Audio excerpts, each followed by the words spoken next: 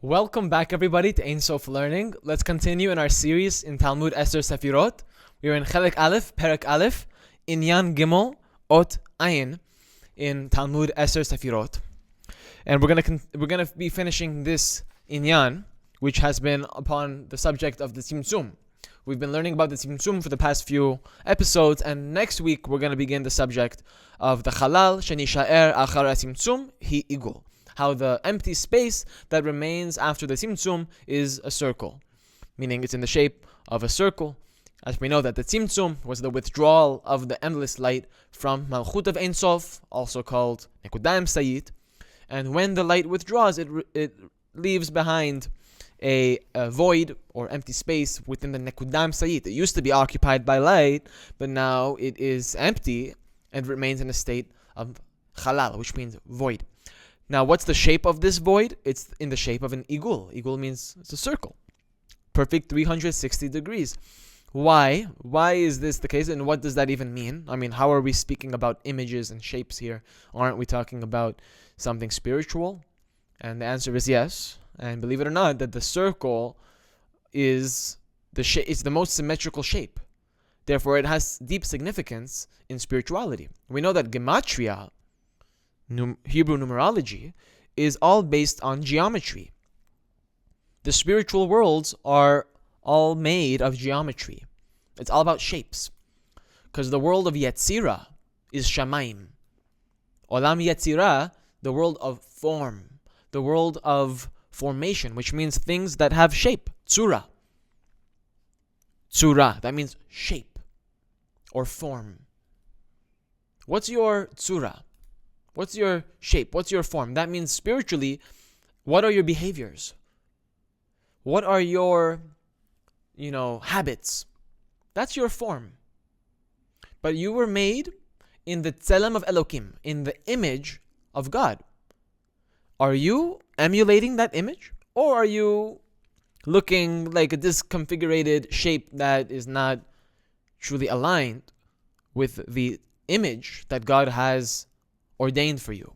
There is a certain image that every person has, that this is the way God saw. This is your potential. This is who you could be. This is what you could look like. This is your shape in potential.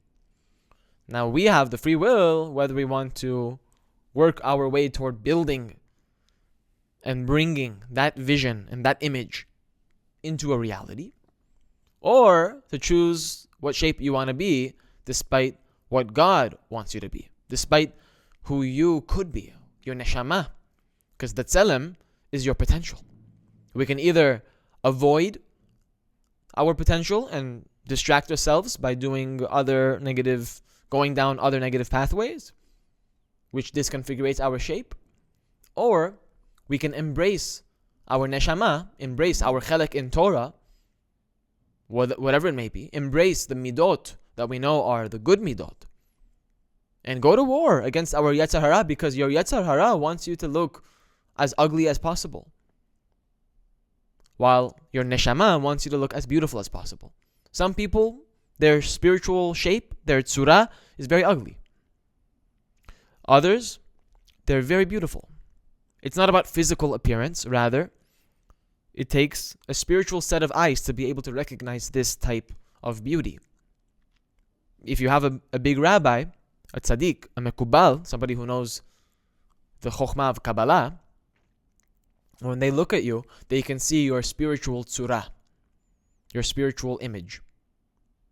And some images are very scary looking, based on the habits that person has. Because your habits, whether for the better or for the worse, form your spiritual image. And we have to choose whether we want to live up to the image of God that He has ordained for us, or we want to be what we want to be. Forget the image of God. I want to be in the image of, God forbid, something other than the image of God. Anything other than the image of God is ugly. Anyways, that's not this week's class.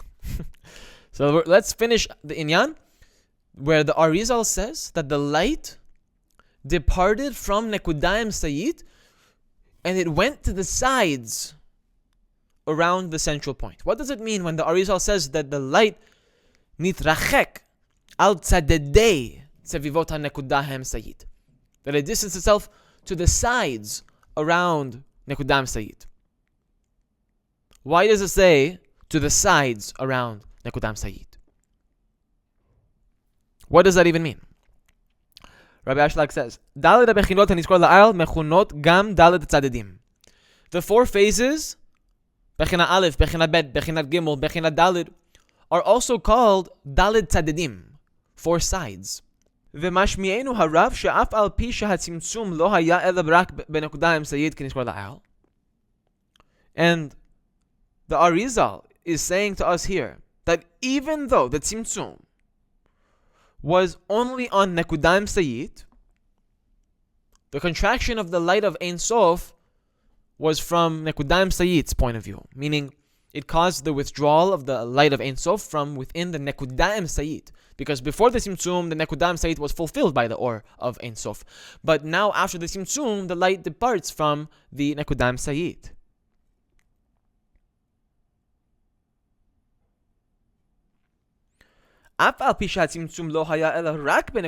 Although it is true that the light only departed, that the tzimtzum happened only on the nekudah ha'emsayit. Nevertheless, the light departed from all four phases, not just Bechina Dalet, but also the preceding three phases being Bechina Gimel, Bet, and Aleph. Bechina Dalet was the only phase that made the tzimtzum. Remember, Bechina Dalet is Malchut. It's the Kli of Kabbalah of Ein Sof. It's the Nekudah ha'emsayit herself. That is phase 4. That's Bechina Dalet. It was upon Bechina Dalet of Ein Sof that the tzimtzum occurred, which caused the withdrawal of the light, not just from her, but also from the three preceding phases. Now we learn. Also from Bechina Aleph, Bet, and Gimel, being Chochma, Bina, and Zera and Pin. Not just Malchut of Ein Sof.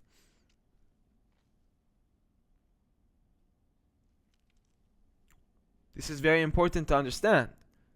But what does it mean? Mit'am she'ein inyan miktzat noheg beruchani. Because there's no such thing as partiality in spirituality. Miktzat. He says there's no such thing as miktzat. What does that mean? Kitzat, that comes from the word small, or tiny, partial. That's what kitzat means. There's no such thing as miktzat. We see inside of the word miktzat, we find the word ketz. Ketz means end. End.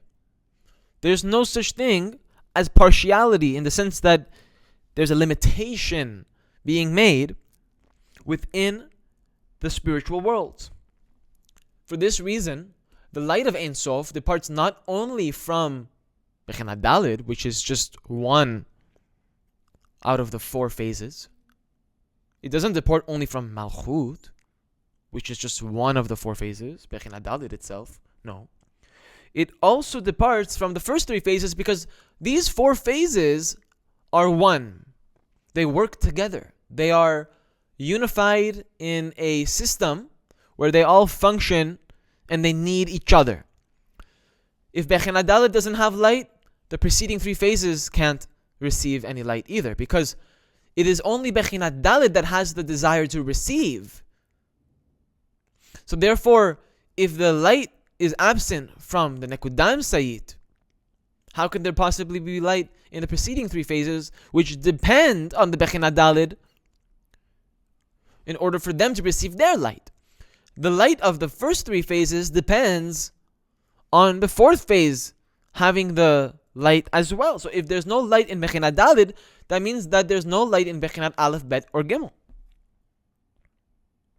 Ki ein inyan miktzat noheg beruchani, because there's no such thing as partiality in the spiritual.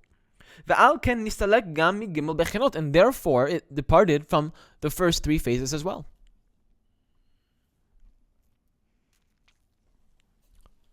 Bechinat Aleph, Bet, Gimel and Dalid here are also referred to as the four sides. If the fourth side lacks light, then the preceding three sides lack light as well. But the light of Ein Sof nidrachek al tzadedei. The light of Ein Sof distanced itself to the sides. Sevivot hanekuda ha'emsayit. To the sides that surround this nekudam sayit. The sides which surround the central point. What are these sides that are surrounding the nekudam sayit? These are the four phases. Nekudam sayit itself is the fourth phase. The sides that surround Nekudam sayit are the preceding three phases. So the light that used to occupy the fourth phase departed from her, and it distanced itself to the sides that are around the Nekudam sayit. And Rav Ashlag is clarifying what that means. He wants to add another point here to clarify so we don't misunderstand the Ari. Although it says that it distanced itself to the sides, you might think that that means that the light now exists within the first three phases, because those are the three phases that surround the Nekudam sayit, as it says that the light distanced itself to the sides. So you may think that that means that the light still exists within the first three phases, being Bechinat Aleph, Bet, and Gimel. But he's saying Mikol Makom Nistalek Haor Mikol Daled Bechinot. But what really ended up happening is that the light departed from all four phases, not just Nekudam sayit. So the light did not go away from Bechinat Daled and now it remains only in Bechinat Aleph, Bet, and Gimel. No. The moment it is withdrawn from the fourth phase, it also departs from the three initial phases which surround the Nekudam sayit as well. So the main thing that I'm taking away from this lesson is that line where Rav Ashlag said, Ein Inyan Miktzat Noheg Beruchani. The concept of partiality does not exist in the spiritual. Very, very deep concept.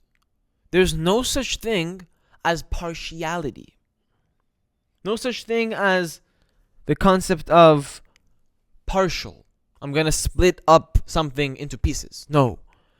The four phases are a unified system that work together and they depend on one another. When one of them is lacking, the other three are affected. Therefore, Malchut, which represents the manifestation of the light, if it is completely empty of light, that means that there is no light filling the previous three phases, which are the potential. The only way that the light can get to Malchut is through the three initial phases. The only way the light can reach Malchut is through Bechinat Aleph, Bet, and Gimel. Therefore, it must be that if there's light in Malchut, it must also exist within the first three phases. Because it has to pass through those first three phases, and it leaves an impression there in order for it to reach Bechinat Daled, being phase 4, which is Malchut. And the same thing works the other way around. If Malchut lacks light, then that means that there is no light in Bechinat Aleph, Bet, and Gimel. When Malchut is empty of light, the first three phases are also empty, because those first three phases are supposed to facilitate the light to reach Malchut. That's the only reason the first three phases exist, is for the sake of revealing the light in Malchut. And if the Malchut is contracted, meaning she cannot receive light at this moment, therefore it is removed from the realm of the potential as well, being the first three phases. This is a little bit intellectually, complicated and philosophical. But the point is that when Malchut lacks light, the first three phases lack light as well. There's no such thing as partiality. These four phases work together and they're integrated into each other. They're like hitkalelut, that means they're inter-included in one another. Phase 1 depends on phase 2, depends on phase 3, depends on phase 4. Phase 4 depends on phase 3, depends on phase 2. They're all inter-included with one another. Chochma, Bina, Zera, and Pin Malchut, they all work together. That's why, if you pay close attention, you'll see that there are actually 22 lines that connect all 10 Sefirot. 22 lines, because there's 22 different types of interactions that can be made between these 10 sefirot. And if you count specifically those from Chokhmah and on, excluding Keter, we see that there are 20 lines. From Chokhmah to Bina to Zeir Anpin to Malchut. That's 20 lines total, just to show you that there are many different types of interactions between these sefirot, these 4 phases. Because Chokhmah is phase 1, Bina is phase 2, Zeir Anpin is phase 3, Malchut is phase 4.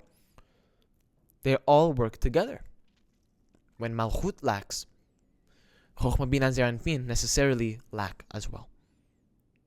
That's why when Malchut of Ein Sof chose on her own knowledge and her own volition to diminish her desire to receive, it resulted in the departure of the light not only from her, but also from the initial 3 phases, being Bechina Aleph, Bet, and Gimel. Next week, we're going to learn the concept of the Makom Panui that exists after the Tzimtzum. What's the nature of this Halal, this void? And what does it mean that it is in the shape of a circle? Join me next week. Thank you so much for watching, and I'll see you next time.